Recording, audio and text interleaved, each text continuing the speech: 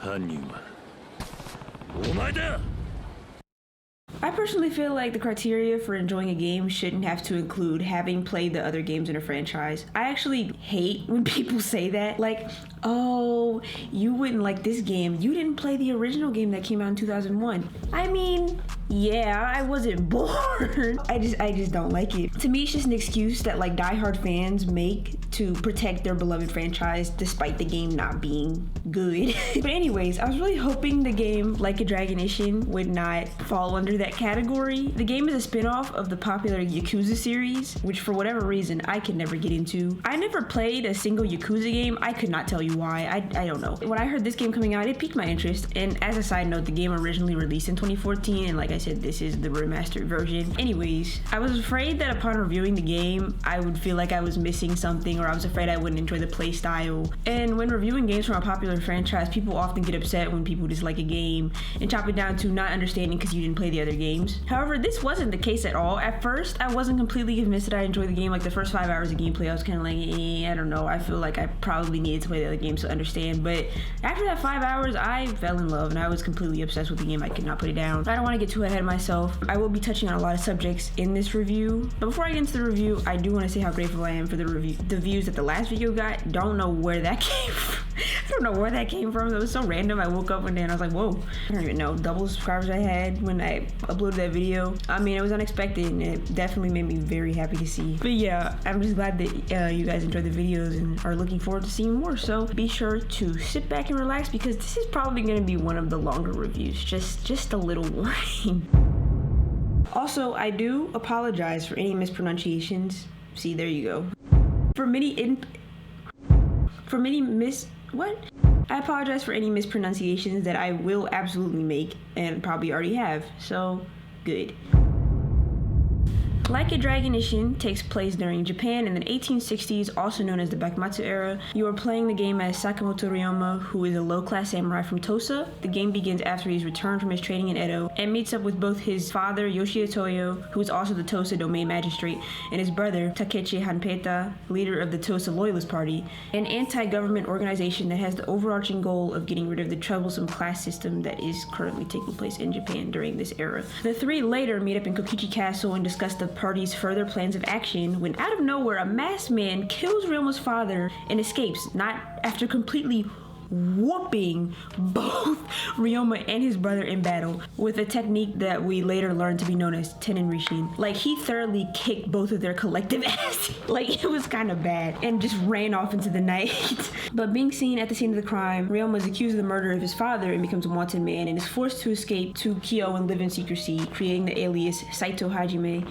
And he makes it his goal to hunt down Rishin users and find the masked man who killed his father, which ended up leading him to join the Shinsengumi in the process and becomes the 3rd Division captain. The Shinsengumi aren't the most well-liked by the public due to their brutal nature and just killing people, and people do not like them. And now as far as the major plot goes, that's probably as much as I'm gonna say, just like specifically wise, but that's basically the purpose of the game. You're finding your father's killer and you're trying to find the man under the mask. Ryoma, the main character, is an individual who is faced with many tough decisions and many tough scenarios. He's a kind soul but finds himself in an organization filled with killers, and he witnesses this corrupt class system and how it affects people daily. Innocent women and children and families are targeted by these Goshi samurai who let their power and corruption go to their heads. And Ryoma is basically like the people's hero unintentionally because he's so strong, and he's not highly ranked in society, but he's so strong that it doesn't matter because he will beat anyone. He's able to, fight back for these people. And I think that the story does a great job like delving into this class structure and how it creates power-hungry individuals. It makes it very easy as the player to feel the stakes and feel this hatred for the system and for this corrupt government. And the story in its entirety to me was very intriguing and had its serious moments, of course, but it's also really fun to play. It also has like very unserious moments. Like, it just really, it's such a good balance. And I wasn't too stressed out unless the game wanted me to be, but I did have fun playing it. You can't say that about a lot of games. Sometimes you feel too stressed the whole time that you don't want to explore. Like, you're like, okay, I have to do this. I have to do this now. Like, the game has the stakes, but it also knows how to balance it well and make you have fun while playing it. Ryoma is also such a powerhouse of a fighter. You don't feel like stressed going into any of the battles because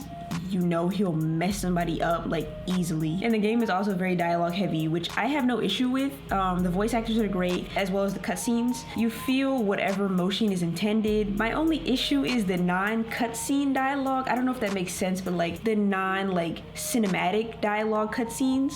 And I think they suffer from what I call the Jump Force curse. If you've played Jump Force, then I'm sorry, first and foremost.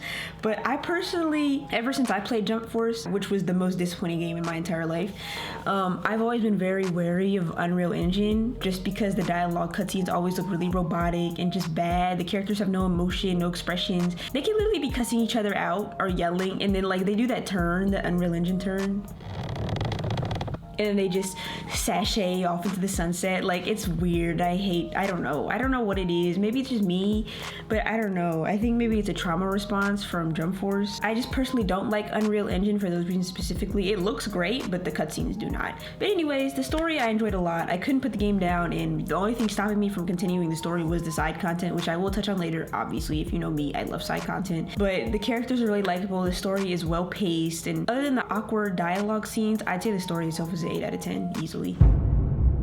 I quite enjoy the combat in this game. It does get a little bit repetitive, especially if you're doing a lot of random encounters and a lot of side quests and side missions. Overall, the combat is engaging and satisfying and requires a lot of skill to get the hang of, which hasn't been the case.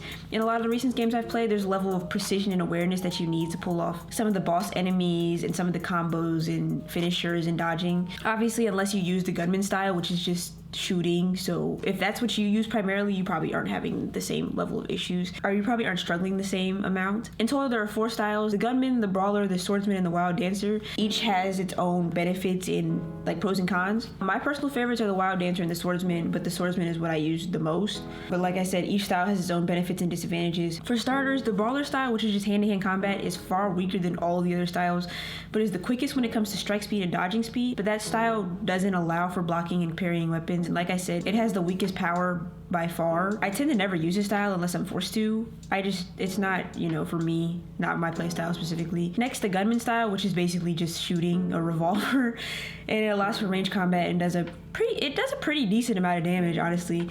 But like the brawler style, it doesn't allow for really any defensive capabilities, any blocking or parrying. My personal favorite style is the swordsman with the katana or whatever sword you have equipped. I don't think it's always a katana. I think it is mainly. I think it's the perfect balance of melee and defense, and it does lead to very powerful attacks and combos that lead to some devastating finishers, especially when you use your heat attacks. Lastly, the wild dancer is a combination of the swordsman and the gunman. To me, it's the most satisfying to use when facing multiple enemies at once. It really does feel like Ryoma is like dancing around the battlefield, the arena, whatever, dodging attacks you may not have even seen coming, and shooting enemies with a revolver, slicing them in close quarters combat. It's just a very flowing and unpredictable fighting style for you and for the enemies, but mainly for you. I think it's very fitting of its name, and I do enjoy using this style a lot too.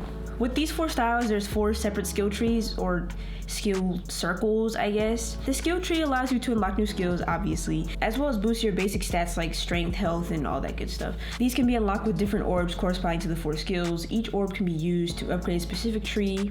There are also training orbs, which can be used in the skill tree and swapped out later instead of actual orbs. So you can use the training orbs in any tree and then swap them out later, which is what I just said. I don't know why I repeated myself. There's also locked abilities in the skill tree that need to be unlocked at different dojos, again corresponding to each fighting style. I think the upgrading system works pretty well. I enjoy the aspect of unlocking hidden abilities and hidden skills and having to go to the different dojos and training with different masters. It forces you out of the main story and into more of the side content, which obviously I have no problem with.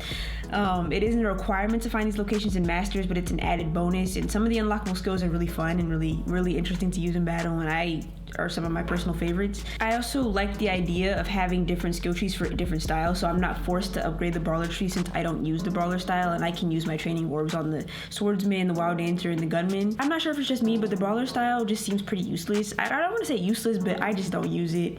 It doesn't help me. Maybe I haven't given it enough love or enough of a chance, but I just end up using the others. Anyways, along with the combat and in my opinion, a little bit of a letdown is the trooper card system. And I personally just really dislike the trooper card system and that whole idea as a whole. And I may be 100% alone in this, I have no idea, but I really do not enjoy it. And this is because as a Shinsengumi captain, you can equip soldiers in the form of cards that give you various stat boosts and even heal you in battle. You can have up to 4 soldiers in each fighting style and swap them out however you'd like based on your own style and preference. But to me, it just feels like a trading card game rather than like a battle with your squadron. You never even see the soldiers other than what they look like on the card, and I don't know, it just makes it feel a little unfinished. I had something, when I first like saw that they were doing these team battles, I thought it was gonna be like what you see in the anime games, like when they had those team battles when you select the support character's ability and they pop in really quick to use it and then they pop back out, which I think would have worked a lot better for this, so at least you could have the idea of like coming together as a team. I don't know what that meant, but like in Dragon Ball Z Kakarot, or yeah, when you had your support characters that did their abilities. I think they even fought a little bit on the side too, but I don't know, it just would have been nice to have that full-on team battle with 4 soldiers and Ryoma fighting, especially when you switch fighting styles. I guess it would have been a little harder that way, but I think it would have been cool to see. And sorry. Like I was saying, it would have been cool to see. I like the idea of being a captain and picking and recruiting soldiers, but to me, it just isn't very fun or rewarding, and it just seems, like I said, unfinished. And I think it could have been implemented in a more intriguing way, but I like the buffs themselves overall. I just wish they could have done it differently and made it more like worthwhile. I'll touch more on the Shinsengumi missions later because that's a whole thing in itself that I just have to talk about that. That entire category I think could have been executed way better. But other problems I have with the combat are minor. Like, I wish you could switch between styles faster, and I wish the combos were more fluid and a bit less repetitive. And sometimes the combat does seem a little bit stiff, and it can be a little awkward sometimes, just based on how your character is moving around, a little slow. Overall, I do enjoy the combat, even though it seems like I kind of just ripped it apart. I actually do like it, but other than the repetitiveness and some of the minor issues, I think they're all things you can get past, and I think the combat's actually really good. If I had to rank the combat, I would say like I want to say 7.5, but I do want to say 8. 7.75, that's what the combat is for me. I take it back, the combat's an 8.5 because it has a lot. No, I don't want to give it an 8.5. I don't know what I want to give the combat. Yeah, 7.5. No.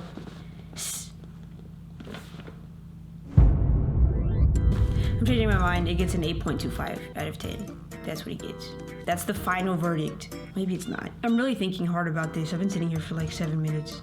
I don't know why it's me, like when I'm exaggerating minutes, I'll say like 7, because I feel like 10 minutes is too long, but 5 minutes is too short, so I always say 7, and people will laugh at me a lot for saying that. I don't know. Tangent. Anyways, yeah, I'll give the combat an 8. That's my final verdict. 8. Point nothing. 8.1. That's what it is. For those of you who know, I love my side content, but for those of you who don't know, I am a side content and exploration junkie at its highest peak. I live for side content in the exploration games. It always tends to lead to some of my favorite aspects of the game, and this game is no different. Firstly, I just love the atmosphere. I love the shops and the stalls and the dialogue you hear from the other NPCs and the clearly defined classes of citizens you can tell by just looking at them and how they speak with each other and speak to others. The rivers and streams flowing through the towns and all the quirky and fun side stories that take place. Similarly to the field guide book that they had in Hogwarts Legacy, this game has diligence records, which rewards you with virtue when you complete certain tasks or build certain friendships. This can be how many times you pray at the Jizo statues, how many times you eat food, how many times you talk, how much you walk, things like that. Another life is where you can do the farming and the fishing, and it's its own addition to the side quest. Is its own like whole subcategory of things that you can do, and you make money selling your produce, selling fish, selling the meals that you cook, and you build this bond with who you're living with in this house, which she lives in this house because it's her parents' house and her parents died, and you're basically paying 100 Rio, which is a lot, to pay off this house to the debt collector, or to the mortgage, what is the person called that you pay for your house? The landlord? Yes, that's what you have. And you basically have your own little business going, and I love Another Life. I'll spend like hours doing Another Life just by itself, fishing, getting my produce, cooking these meals that they're telling you to get. I like that it's rewarding you with doing all this side content, because then you're paying the landlord, and you also are making money for yourself that you can spend on your weapons, you can spend on your armor and all these other things. Essentially, the game is just rewarding you for exploring all that the game has to offer, which I have always liked in games, and which was a gripe that I had about another game, is that you weren't rewarded. But this game does reward you for all of the exploring that you do. And like I said, there's collecting items from pods, eating at restaurants, and I love every aspect of the game. There's a lot of different random characters that you can build relationships with. There's this boy who loves vegetables. There's this lady who talks so much that you're the only person in all of Japan that will even listen to her, and she like quizzes you at the end. She's like, were you listening? And she will talk for a long time. She'll talk for like 7 minutes. She talks for a long time. And there's a cat that keeps falling in the river and gets dirty. There's a dog that won't stop barking and annoying the neighbors. Every character is unique, fun, or even annoying, but they all serve their own purpose, and I very much enjoy these side interactions. It allows for the story itself to not be taken too seriously. Like I said, this game is very unserious. Like there's moments in this game where I'm like, what is going on? Like, I feel like I'm not even playing the game anymore. I just feel like I'm transported to some complete other dimension, and I'm like, wait. It's like a fever dream sometimes. It is really funny, and I really enjoyed that. Similarly to the side quests, there's whole like sub stories that have continuous things going on that you have to keep coming back, and they all make me laugh, or they'll make me sad or something. They all get my attention, and they all some of them concern me. There's this lady, and she's named the Sexy Madam, and when you first meet her, she's talking really seductively, and you're like, okay, what's happening? And she's like dancing along, and she asks for various long and thick vegetables to eat, of course. Don't know what else you would want to do with them. There was also the Mochi Mystery, which was like a little detective quest, but it was also the most unserious detective quest you will ever do, because they are talking about stolen mochi, and everyone was so serious about it. Even Ryoma, like everyone was taking it so seriously, and it was so funny. But like it's just so funny to me. And one of my favorite quests was the Ajaneka quest, where you would find people like dancing and singing in the streets, but they're like also beating up this like store merchant. It was hilarious. Not being beat up, of course, but it was just the unseriousness of the game. And then Ryoma starts dancing. Like everything of these sub quests make me laugh, and sub stories. Actually, that quest itself had a nice conclusion, and the people were actually trying to do good for society, but it was just so funny. But I mean, I guess one little gripe, it's not a gripe, but there's one thing to take into consideration with these side quests, is that you can't go like more than 5 meters without running into another side quest. It can be a little overwhelming, but for me, I love it because I love side quests. If you don't like side quests, you might get a little annoyed by the amount of side quests that are popping up, but you know, for me, I love it, so I'm not gonna complain about that. The music also helps these sub stories, because the music can be very quirky and goofy at times. It's like, I don't know if you've watched like K-dramas, Japanese dramas, or anime. When something awkward or silly happens, that like traditional music sound starts up when it's like the awkward music, so you know something awkward's happening, and it just makes the scene even more awkward and more hilarious. Like Naruto, which is a serious anime at times, but it also was insanely goofy, and others like Psyche K and The Daily Life of Immortal King, just shows like that are very serious in tone, but do have like very awkward and quirky moments. That's what this game reminded me of, and I loved it because I love watching shows like that. Now for the downside of the side quest sub-stories is the Shinsengumi side quest, or the Shinsengumi missions, and they are repetitive and boring as hell. I hate them. I mean, was that a dramatic turn? I was just singing its praises. Yes, it's a dramatic term, but I hate them. It's the truth. To me, I do not like them. They're literally the same missions over and over. Fight the goons, find the greats, beat the big baddie, repeat. That is it. I found no enjoyment, and I only did them for the materials and the weapons that you can get from completing them. And it's such a shame too, because the premise seems so cool and interesting, but it just was not at all what I had hoped or expected. Not to let this ruin a good apple, or whatever the saying is, like one bad apple doesn't mess up the whole tree. One bad apple doesn't ruin the whole tree. Yes, that saying. The side content in this game is amazing and fun and addicting, but it's just the little things that do like drop it down, I guess, a little bit, like the Shinsengumi quest that I hate. It really adds to the characters and the stories as a whole, and I love these side quests. They are so funny. I will give it a 8.5 out of 10. I know that seems kind of high, but I loved them. They made me laugh a lot. It would be higher, but there's no dialogue in this. A lot of the scenes don't have dialogue. It's just you're reading it, and that's how you know it's funny, because there's no voice acting and it's still hilarious. That's why I have to rate it so high, is that I love them so much and there's no talking in them.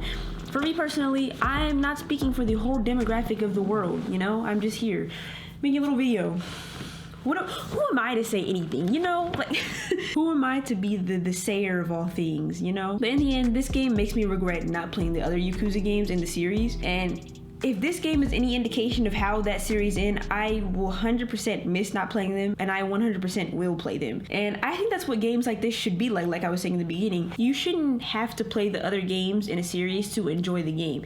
It should A, either make you want to play the other games, or B, only make the game heighten further if you have played the other games. I give this game an 8 out of 10. It, like, genuinely, that's what I will rate this game.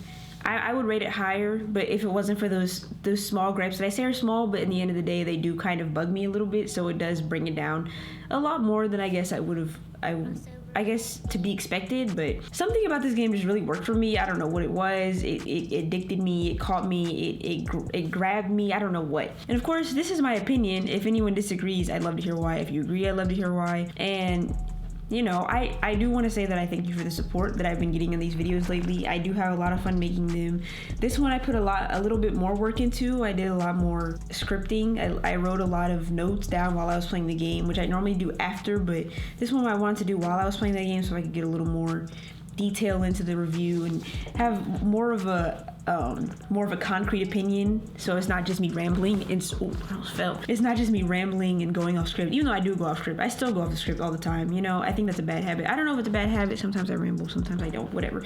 Yeah, I want to thank you guys for watching. Thank you for clicking on this video. Thank you for subscribing if you have. If you haven't, thanks for just watching the video anyways. If you want to leave a like, a comment, anything like that, if you want to share the video, like I said, you don't ever have to do any of that, but you know, it's helpful and it's nice. Which I don't know what I should do next. I don't know what game I want to play next. I think I do know a game. I might review like an older game. I might, you know, talk about some stuff that's happening in the gaming community. We'll see. If you guys have any suggestions, you can leave a comment. If there's games that you guys want me to review, then you can leave a comment on that too.